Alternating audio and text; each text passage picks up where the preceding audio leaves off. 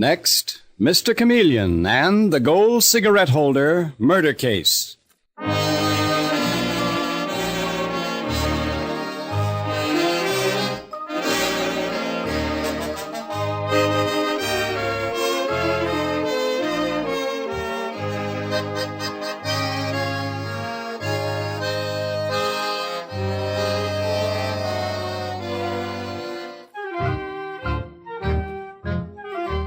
Tonight we again present the famous Mr. Chameleon of Central Police Headquarters in his famous cases of crime and murder. Mr. Chameleon, as you know, is the famous and dreaded detective who frequently uses a disguise to track down a killer, a disguise which at all times is recognized by the audience. Tonight we give you Mr. Chameleon in the gold cigarette holder murder case.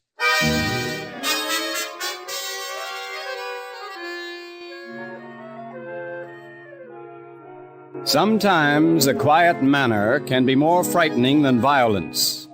And Daisy Howell's manner is both quiet and frightening as she faces her sister, Christine, in the lavish living room of their apartment. And the elder sister, Daisy, is saying, Christine, ever since we were children, you've taken things away from me. When I had something that you wanted, you simply took it. Whether it was clothes or boyfriends or... Or Larry. Don't overlook Larry since you're taking inventory, Daisy. How could I overlook him? I loved Larry. But Larry loved me. You mean he married you? And the marriage didn't even last a year.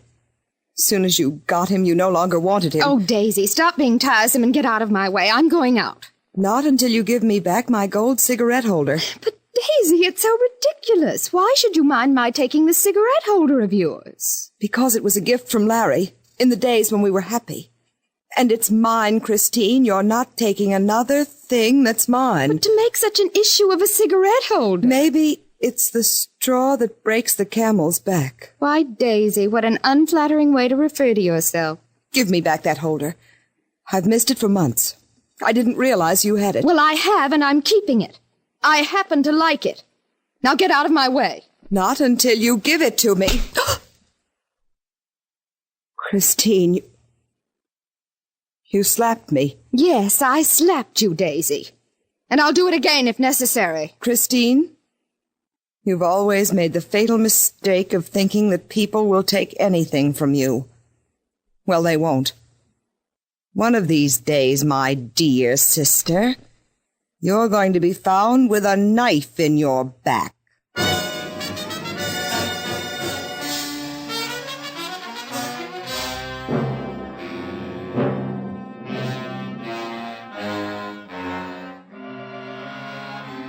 It is the following noon at Central Police Headquarters that we find Mr. Chameleon in the office of the Commissioner of Police. And the Commissioner has just handed him a photograph, whereupon Mr. Chameleon exclaims, Christine Howell.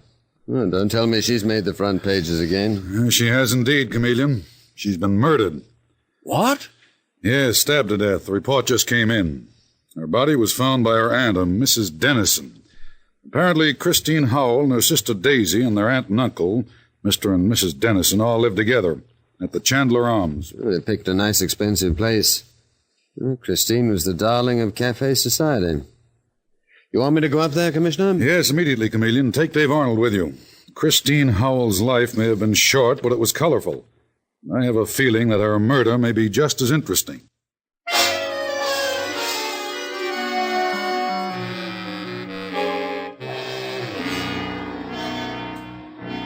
And not long afterwards, we find Mr. Chameleon with Detective Dave Arnold approaching the fashionable Chandler Arms apartments. And Mr. Chameleon says abruptly, Wait a second, Dave. I want to take a look at that building. Quite a joint, I'd say, Mr. Chameleon. Pretty high class. Yes, but I suspect that Christine Howell, for all her beauty and social prominence, wasn't exactly high class. Her apartment, or her aunt's apartment, is on the second floor. It must be it there. Her body was found right next to the window. Oh, yeah? Well, may not mean it. Dave, look at this. What is it, Mr. Chameleon? A cigarette holder, lying here in the gutter. Hey, it's gold. Yes. There's an inscription on it. For Daisy from Larry. Oh, well, some passerby must have lost it. Yes, maybe, Dave, but I think I'll file this gold cigarette holder away in my pocket for future reference.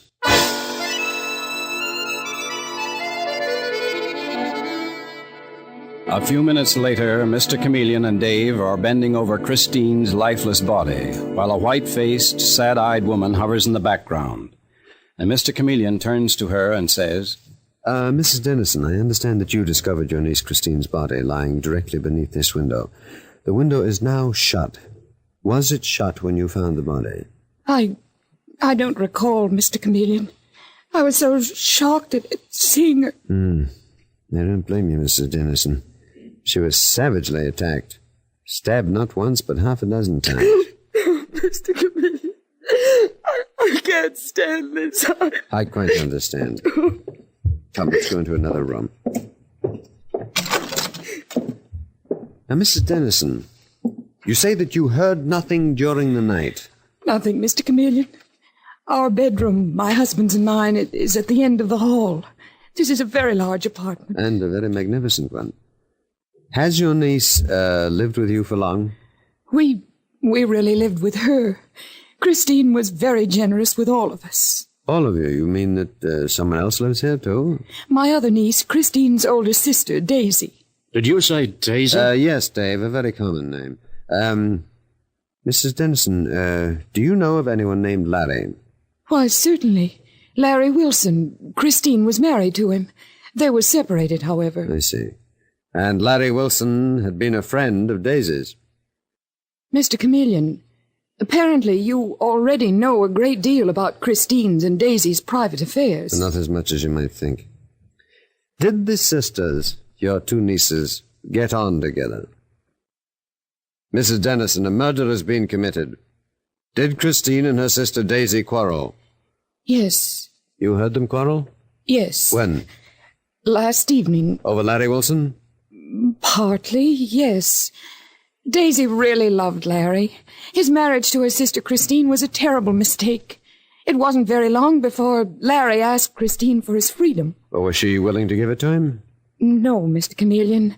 She was afraid Larry would go back to Daisy. Besides... Yes, go on, Mrs. Dennison. Oh, I don't know, Mr. Chameleon, but Christine seemed to have some hold on Larry. Some hold that he couldn't break away from. Well, beauty sometimes has that effect. Christine was a very beautiful girl. Oh, I'm sure it wasn't only that. Mr. Chameleon, I don't know. I tried to look after my two nieces, but even as a child, there was something wrong with Christine. And Daisy? Oh, Daisy has always been too meek for her own good. And sometimes the meek can be very terrible, Mrs. Dennison.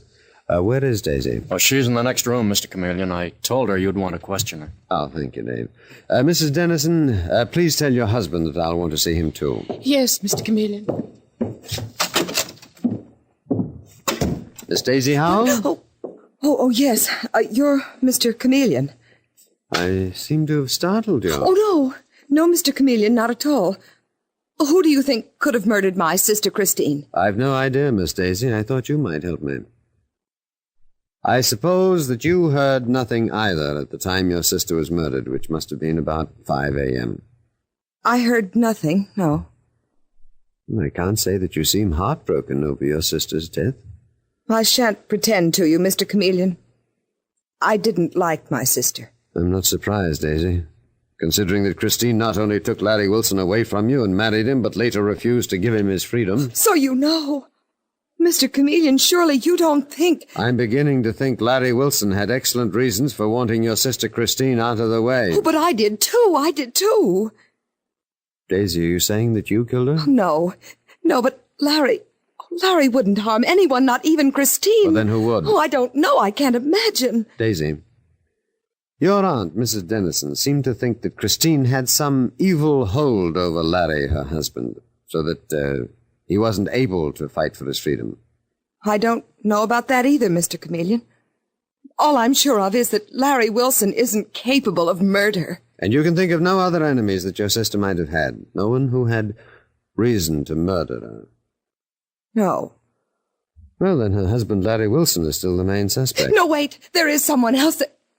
Only... Oh, he's so pathetic, so hopelessly meek. As I told your aunt, the meek can be very terrible. Who is this man, Daisy? Drew Dennison, Aunt May's husband. You see, Mr. Chameleon, my sister Christine thought it would be a lark to make him fall in love with her, so she did, but Drew Dennison learned to hate her just as Larry hated her. Christine wouldn't let him go? No. She even got a sort of kick out of our all living in this apartment, and since Christine paid the bills... Your bills, too, Daisy? Oh, no, I've had a job for some time. In fact, I was planning to move out of the apartment this week, but Drew Dennison wasn't well, and poor Aunt May, she simply thought Christine was generous. This is a fascinating household, Daisy. Did your aunt suspect that her husband was in love with her niece, Christine? No, Mr. Chameleon, but Christine tormented Drew continually by threatening to tell Aunt May the truth. Your sister was a very sick girl, Daisy. Mentally sick. Very, Mr. Chameleon. She infected us all. Mr. Chameleon, are you going to question my Uncle Drew? Well, you sound as if you didn't want me to. Oh, no. No, I feel so sorry for him. I'm beginning to feel sorry for all of you, Daisy. But the fact remains that your sister Christine was murdered. Dave? Yes, Mr. Chameleon. I've been looking for the knife that was used to murder Christine Howell. No luck so far. Well, keep on searching. Did Mrs. Dennison tell her husband that I want to see him? He's waiting for you, Mr. Chameleon, right in there. Oh, good. Dave, remember, not a word to anyone about that cigarette holder I found outside in the street. I'll remember, Mr. Chameleon. Mr. Dennison? Oh, yes, Mr. Chameleon. My wife said you were here. I presume you've been talking to our niece, Daisy. That's right. Well? If you mean, did she tell me that you'd been in love with her sister Christine? Yes, she did. She had no choice. I suppose you think I'm the murderer, Mr. Chameleon, that I killed my wife's niece, but I didn't. I wouldn't have dared hurt Christine. What do you mean you wouldn't have dared? I mean, she was a wretched girl. She made me very unhappy, but I've never hurt anyone. Not anyone, Mr. Chameleon. Mr. Dennison, why, under the circumstances, did you go on living here in Christine's apartment? Because right now I'm out of a job and I'm not well. So you let Christine, this girl whom you'd loved and learned to hate, you let her take care of you and your wife? I had to, Mr. Chameleon. I tell you, I'm not well. Must have been an unbearable situation, Mr. Dennison. Enough to make any man's mind snap. But my mind didn't snap. If anyone killed Christine, it was her husband, Larry Wilson. Mr. Dennison, by casting suspicion on someone else, you're only making yourself look more guilty. But it's true. Larry hated Christine. And what's he doing here right now? Here? Larry Wilson is here in this apartment? He came in the back way. Daisy knows he's here. He went straight to Christine's bedroom. Daisy was probably afraid that I'd tell you. Well, I'm very glad that you did, Mr. Dennison. Dave. Yes, Mr. Chameleon? Come along. Well, where are we going? To the murdered girl's bedroom. Must be down this hall. But, Mr. Chameleon... Larry Wilson, her husband, is in there, Dave. Why, I don't know, but I intend to find out. Well, this must be the room. The door's closed. And locked. Larry Wilson, this is the police. Let us in. Mr. Wilson, if you don't open the door, we'll break it down. Who are you? What do you want? I'm Chameleon of Central Police Headquarters. I'd like to ask you what you want, Larry Wilson. You seem to have turned this bedroom into a shambles. Just why did you come here to your murdered wife's bedroom, and what are you looking for?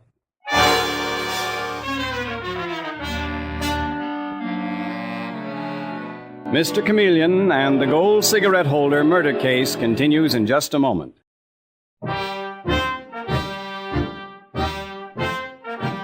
And now back to Mr. Chameleon and the gold cigarette holder murder case. The savage murder of Christine Howell has revealed the fact that this beautiful girl had meddled viciously in many lives.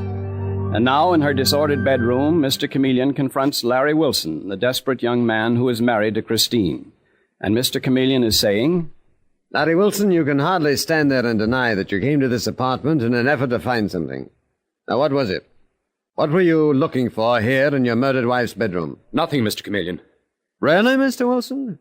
Is that why you torn the room apart, because you were looking for nothing? Yes.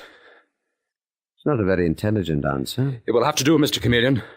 You'll never get me to change it. Larry Wilson, how long is it since you and your wife Christine separated? About 6 months. Yet you still had access to this apartment. How'd you get in? Did her sister Daisy let you in? Leave Daisy out of it. She had nothing to do with it. I let myself in.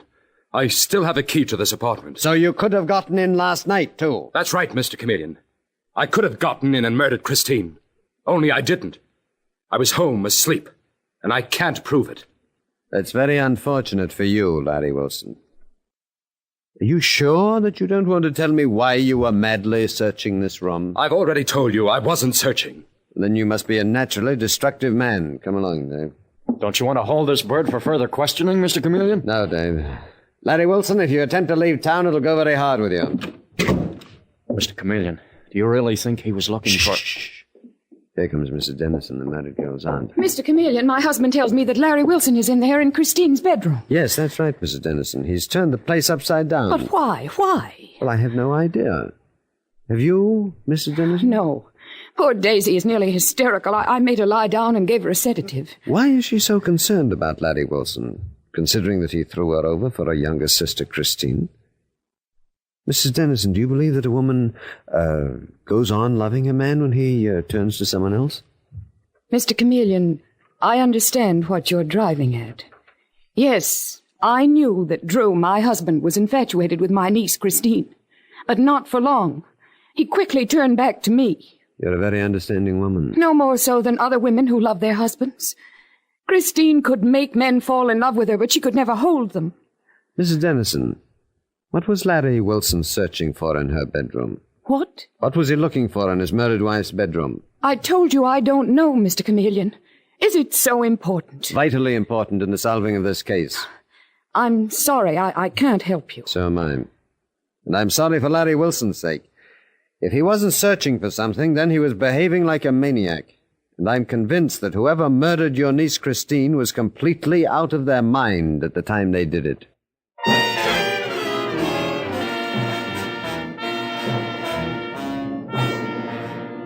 And later that same day at Central Police Headquarters, we find Mr. Chameleon pacing his office. And he is saying to Detective Dave Arnold, Dave, I've never come across such a strange setup. All of them living in that luxurious apartment, hating each other, yet doing nothing about it.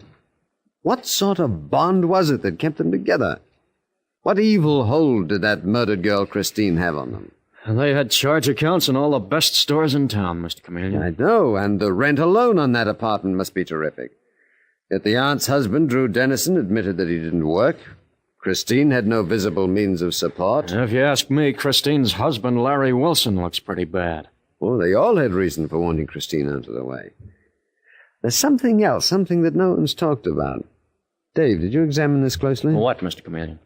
Gold cigarette holder we found in the street, outside the murdered girl's apartment. Yeah, look at it. Comes apart in the middle.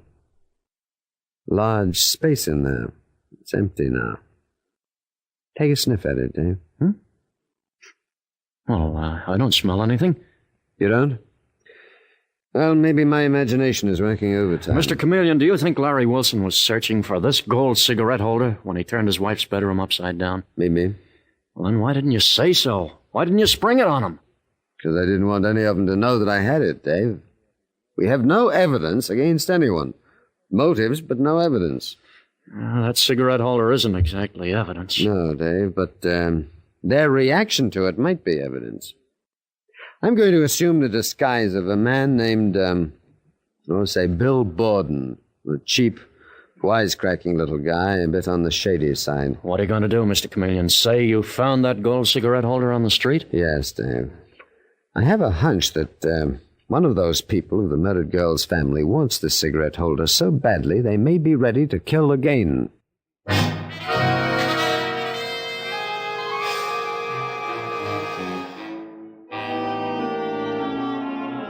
And so, the following day, we find Mr. Chameleon in the disguise of Bill Borden, a flashy, middle-aged man. And he and Detective Dave Arnold are approaching the apartment where Christine Howell, the murdered girl, lived with her strange dependents. And Mr. Chameleon is saying... All right, Dave. Remember, in 5 minutes flat, let yourself in the back door of that apartment. Mr. Chameleon, I don't like the idea of your being in there alone. Now, wait until you're sure that they're all in the living room with me, and then I may need you. I'll be there. Good luck, Mr. Chameleon. I'll need it, Dave. If this disguise fails, it may be a long time before we catch Christine Howell's murderer.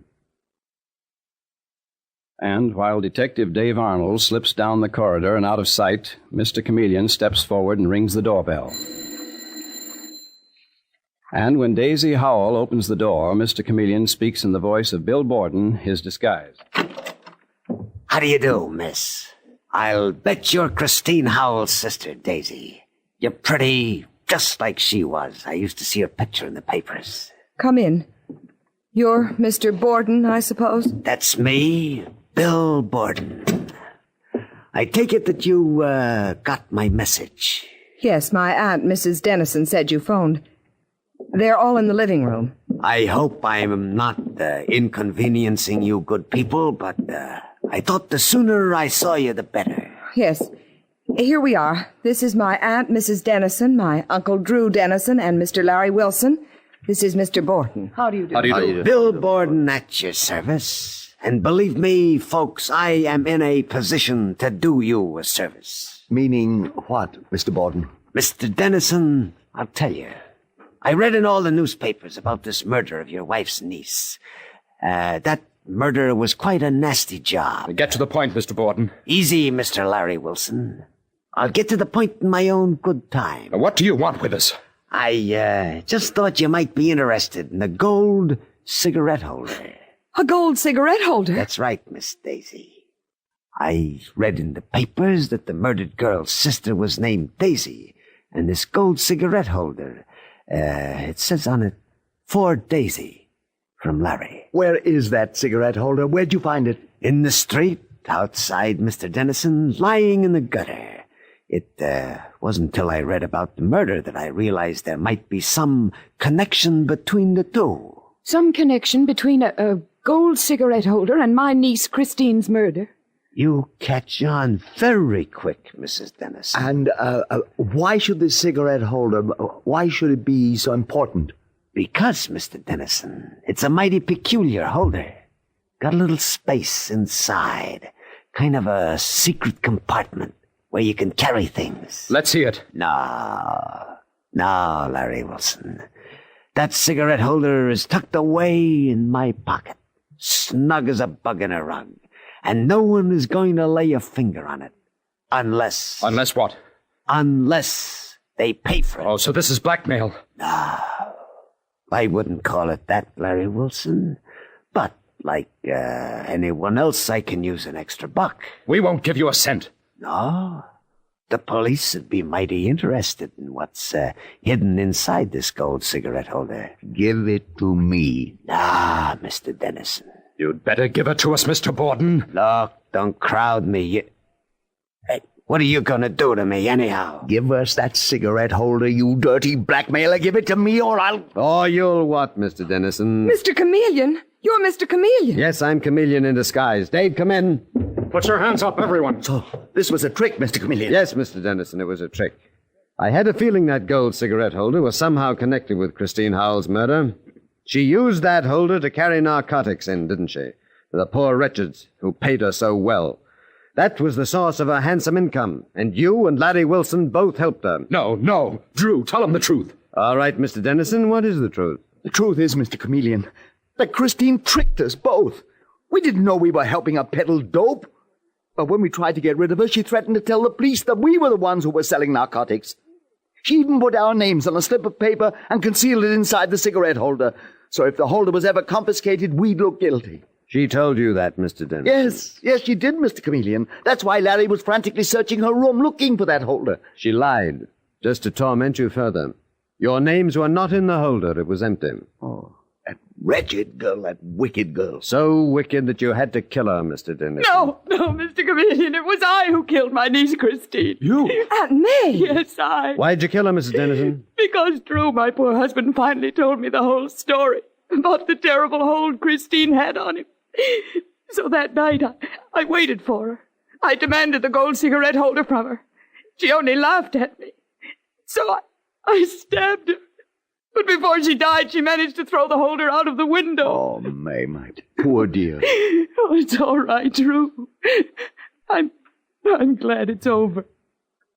I think Mr. Chameleon suspected me from the beginning. Well, I wasn't sure, Mrs. Dennison, whether it was you or your husband. Sometimes it's difficult to be a cop, Mrs. Dennison. You had great provocation for hating your niece. But no provocation is an excuse for killing. So I must arrest you for the murder of Christine Howell.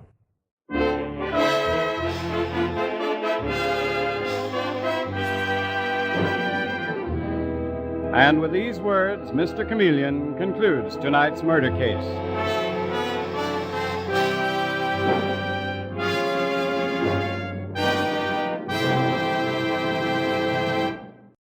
The part of Mr. Chameleon is played by Carl Swenson, with dialogue by Marie Baumer, based on the original story by Frank and Ann Hummert. It is directed by Richard Leonard, with music by Victor Arden. This is CBS, the Columbia Broadcasting System.